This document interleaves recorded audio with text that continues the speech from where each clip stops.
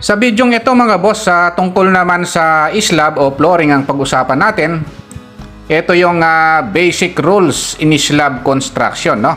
Mga patakaran na dapat nating sundin pag gagawa tayo ng flooring o slab, no? Kaya lang mga boss, bago tayo magumpisa, meron po pala akong mahigit na 400 video, no, na makakatulong sa inyo. Sana po panoorin nyo yung mga video yan. At libre po kayong mag-share sa mga kamag-anak nyo, kakilala. At siya nga pala, bago tayo mag-umpisa, huwag nyo po sanang kalimutang pindutin muna yung like. Isama nyo na rin po yung subscribe tsaka notification bell. Okay, umpisahan na po natin yung topic natin. Ang una nating pag-uusapan mga boss, no, dito sa basic rules in slab construction, yung una nating rules na dapat tandaan mga boss, no rebar splicing at the midspan of slab. Yung pong dugtungan ng bakal, wag na wag po tayong magdudugtong ng bakal or mag-splice sa gitna po ng flooring o gitna ng slab. Ayan po yung unang rules, no? Yung pangalawa mga boss, minimum grade of concrete is M15, no? Dapat minimum po na halo na pwede nating ilagay kung magko-concrete tayo, M15 o yung 15 megapascal, no? Yung concrete mixture niyan mga boss, 1, 2, 4, no? Isang parte ng simento, dalawang parte ng buhangin at saka 4 na parte ng graba, no?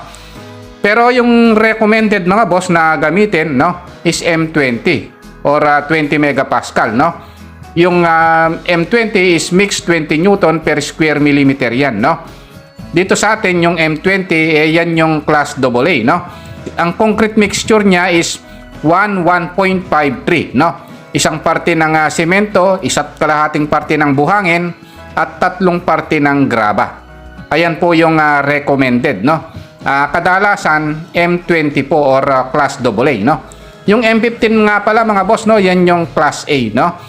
Okay, punta po tayo sa susunod na topic naman. Ang susunod na basic rule mga boss, no, na pag-uusapan natin yung pangatlo mga boss, yung gagamitin nating minimum thickness, no, ng slab is 125 mm or 5 inches, no?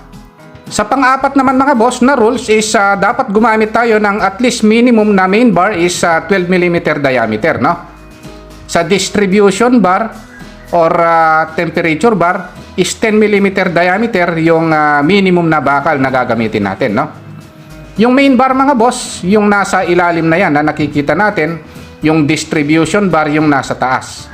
O dito sa atin ang tawag niyan is shrinkage and temperature bar, no? Yung panglima mga boss, no, main bar maximum spacing is 3 times thickness ng slab or 450 mm, no? Yung maximum, no? Halimbawa yung thickness ng slab mga boss is 125 mm o times 3 is equal to 375 mm. O mas mababa yan kesa sa 450 mm. Ang gagamitin natin yung 375 mm, no? Ngayon sa distribution bar mga boss o sa temperature bar, 5 times thickness naman ng slab, no? Or 450 mm. Kung alin yung mas mababa, no? Yun ang kukunin natin. Halimbawa, 200 mm yung kapal, no? Times 5, 1000 mm. O ang gagamitin natin yung 450 mm, no? Dito naman sa number 6 mga boss, no? Dito sa rebar minimum concrete cover is 20 mm. Yan yung minimum concrete cover ng bakal, no? At least 20 mm. Pwede pang tumaas, no? Dito sa pang-pito mga boss, provide alternate crank bar and straight bar, no? For main reinforcement, no? Yung main reinforcement dapat bent up bar or crank bar, tapos straight bar, tapos crank bar, tapos straight bar na naman, tapos crank bar na naman. O ganun yun mga boss, no? Kaya lang minsan mga boss, iba yung ginagawa nila, no? Yung iba naman hindi crank bar ang ginagamit nila, no? Kaya lang hangga't maaari, pwedeng gumamit tayo ng crank bar para makatipid tayo sa bakal mga boss, no?